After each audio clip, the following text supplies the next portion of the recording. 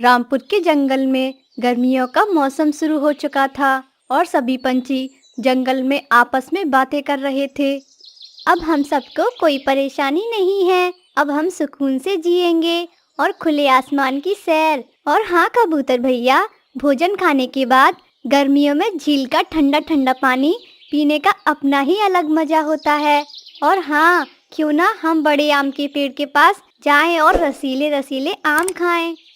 लेकिन टूनी चिड़िया, जब मैं कुछ दिनों पहले वहां से गुजर रहा था तो मुझे पेड़ पर एक भी आम नहीं दिखा। मुझे नहीं लगता कि हमें वहां पर कोई आम खाने को मिलेगा भी।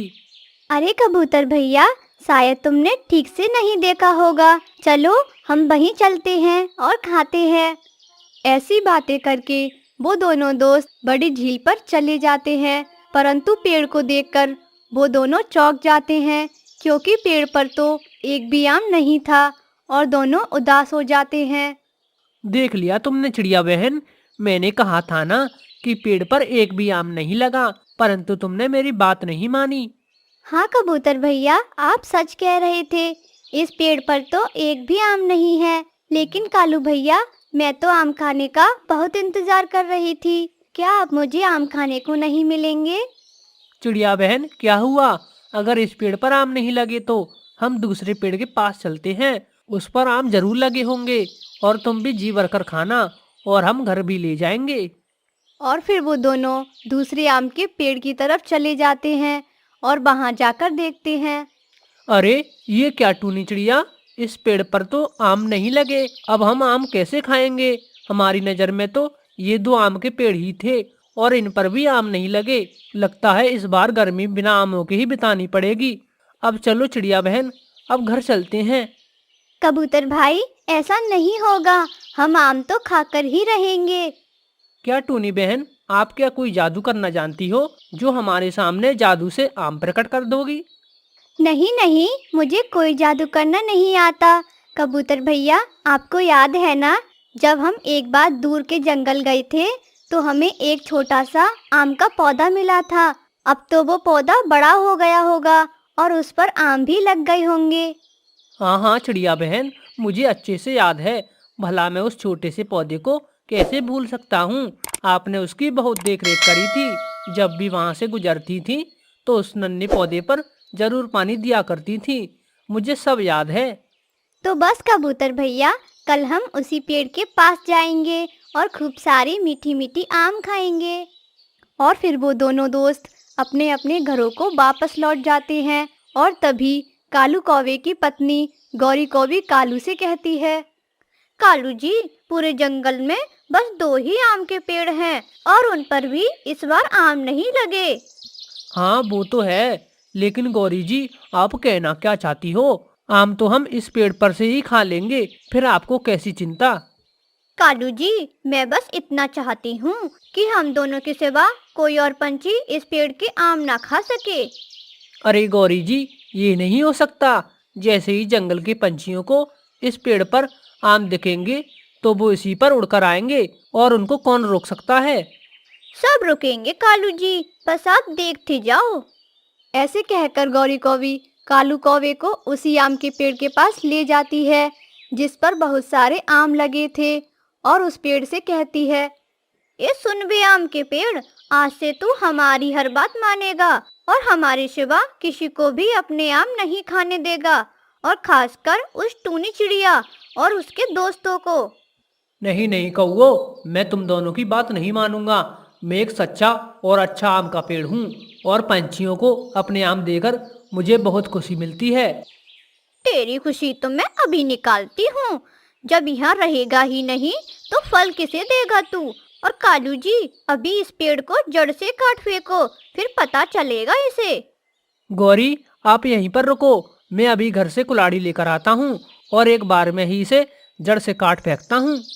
उन दोनों की ऐसी बातें सुनकर बेचारा आम का पेड़ डर जाता है और कहता है, नहीं नहीं कौओ, मुझे मत काटना। तुम जैसा कहोगे मैं वैसा ही करूँगा। किसी और पंछी को अपने आम नहीं खाने दूंगा। बस आप मुझे मत काटना। और फिर कालू और गौरी कौवी वहां से अपने घोंसले में आ जाते हैं। और अगली सुबह टूनी चिड़िया और कबूतर उसी पेड़ पर आम खाने के लिए जाते हैं। अरे वाह, देखो कबूतर भाई, इस पेड़ पर तो ढेर सारे आम लगे हुए हैं। चलो कबूतर भाई, आम खाते हैं। हाँ टूनी बहन, आम तो ढेर सारे लगे हैं। अब मैं जी भरकर आम खाऊंगा। फिर टूनी चिड़िया आम तोड़ती है कि तभी पेड़ को कालू और गौरी कौवी की बातें याद आ जाती हैं और वो जोर जोर से हिलकर उन दोनों को जमीन पर गिरा देता है। नहीं नहीं पंछियों, आप सब मेरे आम नहीं खा सकते। पेड़ जी, हमारे जंगल में एक भी आम नहीं लगा, तो हमें आप अपने आम खाने दें। हम बड़ी दूर से आपके पास आए हैं। नहीं नहीं चिड़िया, मैं किसी भी पंछी को अपने आम नहीं खाने दूंगा। पेड़ भाई, मैं वही चिड़िया हूँ जो आपको हर रोज नदी से पानी दिया करती थी। क्या आप इतनी जल्दी भूल गए? हाँ मुझे सब याद है, मैं कुछ नहीं भूला। थोड़ा सा पानी क्या दे दिया, तुम तो मुझ पर हुक्म जताओगी। बेचारा आम का पेड़ तो बहुत दुखी था, क्योंकि वो टूनी चिड़िया को आम खिलाना चाहता था, परंतु वो चुप रहता क्योंकि कालू और गौरी कौवी ये सब छिपकर देख रहे थे। फिर वो दोनों वहां से चले जाते हैं। तभी टूनी चिड़िया कबूतर से कहती है, कबूतर भाई, आप यहीं रुको, मैं थोड़ी देर में आती हूँ। टूनी बहन, अभी तुम कहाँ जा रही हो? कबूतर भाई, मुझे कुछ अजीब लग रहा है, वरना वो पेड़ हमको आम देने से कभी मना नहीं करता। मैं वहीं जा रही हूँ। और ये बोलकर टूनी चिड़िया वापस से आम के पेड़ के पास चली जाती है और वो कालू और गौरी कौवी को पेड़ से बातें करते देखती है।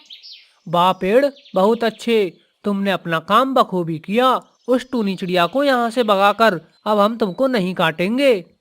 अब टूनी चिड़िया के सब समझ में आ जाता है और फिर टूनी चिड़िया सभी पंछियों के घोंसले में जाकर उनको कालू और गौरी कौवी के कारनामे बताती है। अरे टूनी बहन, ये कालू और गौरी तो बहुत बुरे कौवे निकले। अब हम इन दोनों को नहीं छोड़ेंगे। और फिर सभी पंछी मिलकर गौरी कौवी और कालू कौवे को जंगल से बाहर कर देते हैं।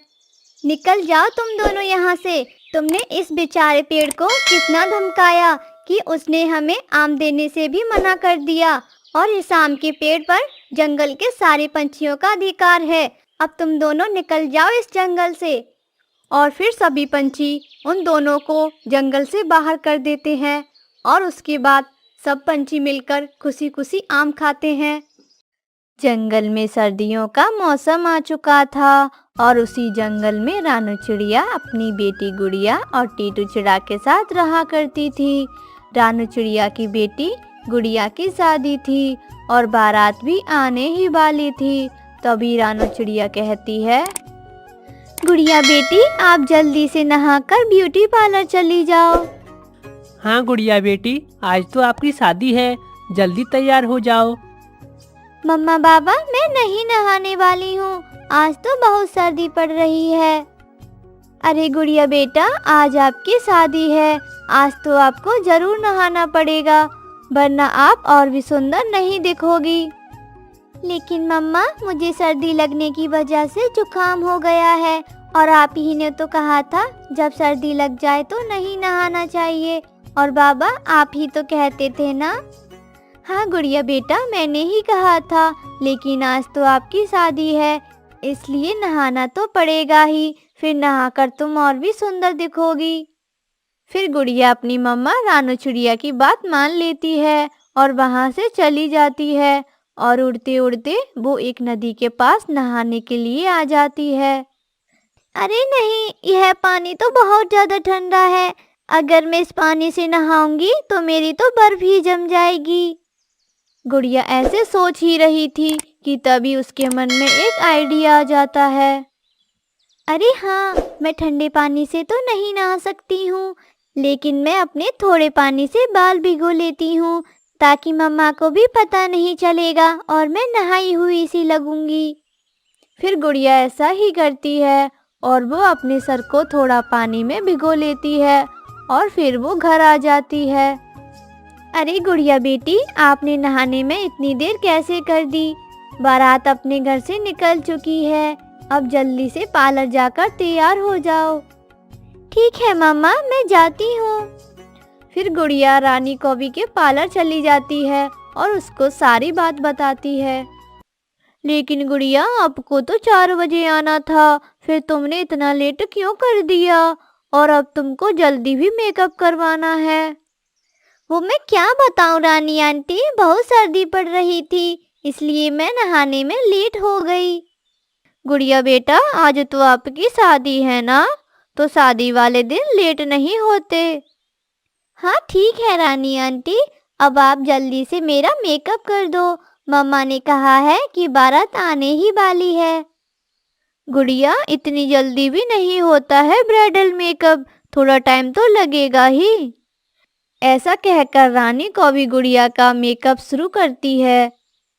रानी आंटी, जो भी करना है जल्दी करो, मुझे बहुत ठंड लग रही है।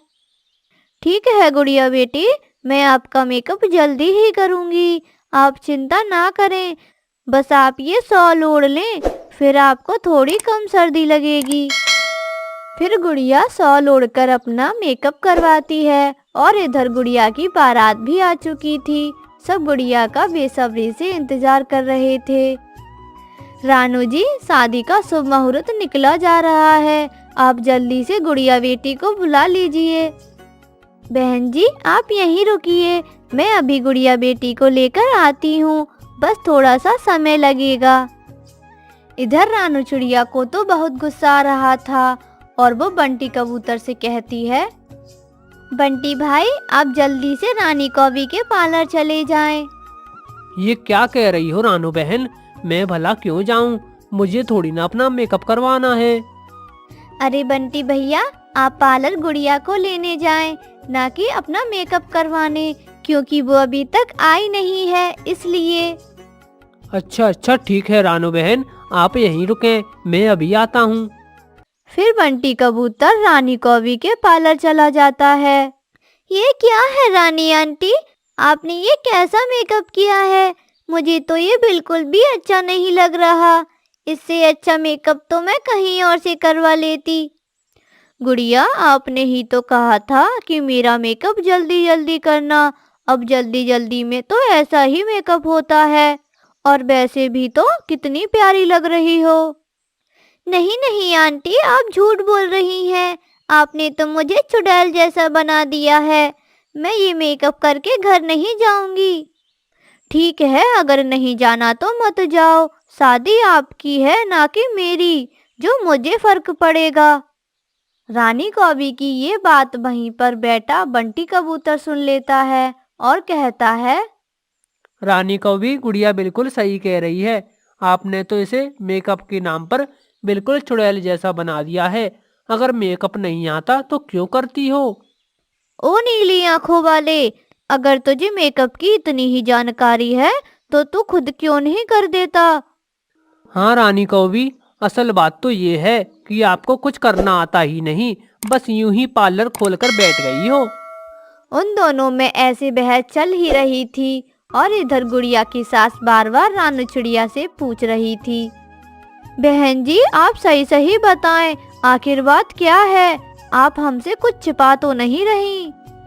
नहीं नहीं बहन जी, मैं भला आपसे क्या छुपाऊंगी, गुड़िया बस पार्लर ही गई है, वो पार्लर से अभी तक तैयार होकर नहीं आई, पता नहीं इतना समय कैसे लग रहा है, आप चिंता ना करें, वो बस आती ही होगी। अच्छा, अभी गुड़िया पार्लर से नहीं आई है, बहन जी हम तो पता नहीं क्या ही सोच रहे थे। हाँ बहन जी, गुड़िया अभी तक पार्लर से नहीं आई, आप बुरा ना माने तो मैं अभी उसे लेने चली जाती हूँ। ठीक है, मैं यहाँ सब संभालती हूँ, आप जल्दी से जाकर गुड़िया बेटी को ले आओ। फिर रानू चिड़िया रानी कौवी के पार्लर चली जाती है। वहाँ बंटी कबूतर और रानी कौवी में बहस हो रही थी। अरे बंटी भाई और रानी कौवी, आप दोनों ऐसे क्यों झगड़ रहे हो? और बंटी भाई, मैंने तो आपको गुड़िया को लेने भेजा था। रानू चिड़िया, देखो तो मैंने गुड़िया का बहुत अच्छा मेकअप किया है, लेकिन इन दोनों को तो पसंद ही नहीं आया। फिर रानू चिड़िया अपनी बेटी को देखती है तो वो तो एक तरफ मुंह करके रोई ही जा रही थी। मम्मा देखो देखो, इन रानी आंटी ने तो मेरा कितना बुरा मेकअप किया है, ये मुझे जरा भी पसंद नहीं आया। रानू चिड़िया को गुड़िया का मेकअप जरा भी पसंद नहीं आया और वो रानी कौवी से कहती है, रानी कौवी, आपने तो कहा था कि मैं बहुत अच्छा मेकअप करती हूँ, इसलिए मैंने अपनी गुड़िया बेटी को आपके पास भेजा था, वरना इससे अच्छा मेकअप तो वो खुद ही कर लेती है। रानू चिड़िया, ये मेकअप बहुत अच्छा है। आप सबको मेकअप की जानकारी नहीं है, इसलिए ऐसा कह रही हो। आप बस मुझे मेरे पैसे दे दो और यहाँ से चले जाओ, फिर और कहीं से करवा लेना। रानी आंटी, मेकअप का तो आपको 1 रुपया भी नहीं मिलेगा। मैं आपका सारा मेकअप अभी साफ कर देती हूँ। और गुड़िया सारा मेकअप हटा लेती है, जिसे देखकर रानी कौवी को बहुत गुस्सा आता है। देखो रानू चिड़िया, मैं कुछ नहीं जानती। मेरा बहुत खर्चा हुआ है तुम्हारी बेटी पर। इसके पैसे लिए बगैर तो मैं आपको नहीं जाने दूंगी। हाँ देखो रानी कौवी, मैं तुम्हें इस मेकअप का तो 1 रुपया भी नहीं दूंगी, बल्कि तुम्हारी वजह से गुड़िया बेटी को इतना लेट हो गया है। फिर वो तीनों वहाँ से अपने घर आ जाते हैं और गुड़िया को बिना तैयार हुआ देखकर लड़की की माँ उनसे कहती है, क्या हुआ बहन जी, आप सबको इतनी देर कैसे हो गई और अभी तक गुड़िया भी तैयार नहीं हुई है। फिर रानू चिड़िया उसे पार्लर की सारी बातें बताती है। अच्छा कोई बात नहीं गुड़िया बेटी, आप चिंता ना करें, मैं आपका अच्छे से मेकअप कर देती हूँ। क्या सच में बहन जी, आपको मेकअप करना आता है? हाँ हाँ बहन जी, मुझे थोड़ा बहुत मेकअप करना तो आता है, और वैसे भी गुड़िया बेटी तो बहुत सुंदर है। आप देखना, मैं गुड़िया का मेकअप बहुत जल्दी कर दूंगी। फिर लड़के की माँ गुड़िया का मेकअप शुरू करती है और वो कुछ ही देर में गुड़िया को तैयार कर देती है। अब गुड़िया बहुत सुंदर लग रही थी। अरे वाह आंटी जी, आपने तो बिल्कुल मेरे मनपसंद का मेकअप कर दिया। मैं कितनी सुंदर लग रही हूँ, आप बहुत अच्छी हैं। सच में बहन जी, आपको तो बहुत अच्छा मेकअप करना आता है। कितने अच्छे से तैयार किया है आपने गुड़िया को। अरे बहन जी, ये तो ऐसे ही। गुड़िया बेटा, अब आप जल्दी से मंडप में चली जाओ, आपका सब बेसब्री से इंतजार कर रहे हैं। फिर सभी मंडप में चले जाते हैं और फिर गुड़िया चिड़िया की शादी बड़े ही धूमधाम से हो जाती है। तो मेरे प्यारे दोस्तों, आप सबको ये कहानी कैसी लगी कमेंट कर जरूर बताएं। आपका धन्यवाद। रामपुर के जंगल में टूनी चिड़िया अपने 2 बच्चों के साथ रहती थी। कई महीने पहले उसके पति कालू कौवे की एक हादसे में मौत हो गई थी। अब टूनी अकेली रहती थी। हे भगवान, 2 दिनों से जोरदार बारिश हो रही है जंगल में। सारा राशन भी खत्म हो गया है। मेरे बच्चे भूखे हैं। अगर आज भी मैं अपने बच्चों को भोजन नहीं दे पाई तो मेरे बच्चे भूख से तड़प तड़प कर मर जाएंगे। चाहे कुछ भी हो जाए, मुझे कहीं ना कहीं से भोजन का इंतजाम तो करना ही होगा। टूनी चिड़िया बिट्टू कबूतर के घर भोजन मांगने के लिए जाती है। बिट्टू भैया, ओ बिट्टू भैया, दरवाजा खोलो, मेरे बच्चे भूखे हैं। बारिश में भोजन लाने भी नहीं जा पा रही हूँ। थोड़ा बहुत मेरे बच्चों के लिए भी दे दीजिए। मैं तुम्हें भोजन कहाँ से दूँ टूनी? मैं भी तो बारिश की वजह से 2 दिनों से घर में बैठा हूँ। घर में पड़े पड़े मेरे सारे मिट्टी के बर्तन खराब हो रहे हैं। अगर तुम्हें भोजन चाहिए तो मेरे इन बर्तनों को बेच दो और फिर जो 2 पैसे मिले उससे तुम अपने बच्चों के लिए भोजन खरीद लेना। लेकिन बिट्टू भैया, चारों तरफ तो पानी भरा हुआ है, मैं बर्तनों को बेचने कैसे जाऊंगी? टूनी, तुम अपने घर जाओ। अगर तुम मिट्टी के बर्तन बेचने नहीं जाओगी तो वैसे भी तुम्हारे बच्चे भूख से तड़प तड़प कर मर जाएंगे। मेरी मानो तो बारिश की चिंता मत करो और अपने बच्चों की चिंता करो और इन मिट्टी के बर्तनों को बेचने चली जाओ। बारिश का मौसम है, मिट्टी के बर्तन हाथों हाथ बिक जाएंगे। ठीक है बिट्टू भैया, आप कहते हैं तो मैं बर्तन बेचने चली जाती हूँ। टूनी मिट्टी के बर्तन लेकर बारिश में बेचने निकल जाती है। मिट्टी के बर्तन ले लो, मिट्टी के बर्तन, सस्ते अच्छे मिट्टी के बर्तन ले लो। टूनी की आवाज सुनकर गौरी कौवी अपनी खिड़की से आवाज लगाती है। अरे वाह, इस बारिश में तो मिट्टी के बर्तन में खाना खाने में मजा आ जाएगा। अरे बर्तन वाली, इधर तो लेकर आ बर्तन। पक्के तो है ना ये बर्तन? हाँ गौरी बहन, ये मिट्टी के बर्तन बहुत मजबूत हैं। देख लो तुम खुद ही, बारिश में अभी कैसे टिके हैं। आप एक बार खरीद कर तो देखें। इस बारिश में मिट्टी के बर्तनों में खाना खाने से सेहत बनी रहती है। फिर शाम हो जाती है, टूनी चिड़िया सारे बर्तन बेच देती है और सारे पैसे ले जाकर बिट्टू कबूतर को दे देती है। अरे वाह टूनी, तूने तो बहुत ही जल्दी सारे बर्तन बेच दिए। ये लो पैसे, और ये 2 मिट्टी के बर्तन भी रख लो। तुम अपने बच्चों को इसमें खाना खिला देना। टूनी पैसे और बर्तन लेकर वहां से चली जाती है और रास्ते में से अपने बच्चों के लिए थोड़े से भुट्टे के दाने भी ले लेती है। और जब वो घर पहुंचती है तो उसका घर तो वहां था ही नहीं। तेज बारिश में उसका घर टूटकर बह चुका था। दोनों बच्चे पास के पेड़ पर बैठकर रो रहे थे। मम्मा मम्मा, अपना घर बारिश में टूटकर बह गया मम्मा। बच्चों, तुम लोग सुरक्षित तो हो ना? तुम्हें कहीं चोट तो नहीं लगी? नहीं मम्मा, हमें कहीं चोट नहीं लगी, लेकिन हमारा घर टूट गया। हम अब कहाँ रहेंगे मम्मा? अभी तुम लोग घर की चिंता मत करो। ये लो, कुछ दाने खा लो, इसे खाकर अपनी भूख मिटाओ। तभी वहां से एक परी गुजर रही थी। वो उस बेसहारा माँ को देखकर वहीं पर रुक जाती है। क्या हुआ चिड़िया रानी, तुम उदास क्यों हो और तुम्हारे बच्चे रो क्यों रहे हैं? परी माँ, मेरा नाम टूनी है और ये मेरे बच्चे हैं। बारिश में हमारा घर टूट गया है। अब हम बेसहारा हैं, खाने को भी कुछ नहीं है। उस बेसहारा माँ की बातें सुनकर परी अपनी जादुई छड़ी से उन्हें जादुई फल के बीज देती है। टूनी उस जादुई बीजों को मिट्टी में दबा देती है। 2 दिनों बाद जब बारिश रुकती है, तब वो अगले दिन अपने बच्चों के साथ उस जादुई बीज को जहाँ दबाई थी उसे देखने के लिए जाते हैं। तो वो उन्हें देखकर हैरान रह जाते हैं। वहाँ पर एक बड़ा पेड़ था जिस पर सभी तरह के फल लगे हुए थे और उसी पेड़ की डाल पर मिट्टी का एक घर भी था। ये देखकर टूनी और उसके बच्चे बहुत खुश हो जाते हैं। तभी टूनी की बेटी पिंकी कहती है, मम्मा मम्मा, वो देखो, हमारे इस फलों के पेड़ पे एक घर भी है। हाँ बेटा, मैं भी देख रही हूँ, चलो पास जाकर देखते हैं। वो खुशी खुशी उस जादुई मिट्टी के घर में जाकर रहने लगते हैं। अब उनके पास ना तो भोजन की कमी थी और ना ही रहने की दिक्कत थी। अब वो अपनी जिंदगी हंसी खुशी बिताने लगते हैं।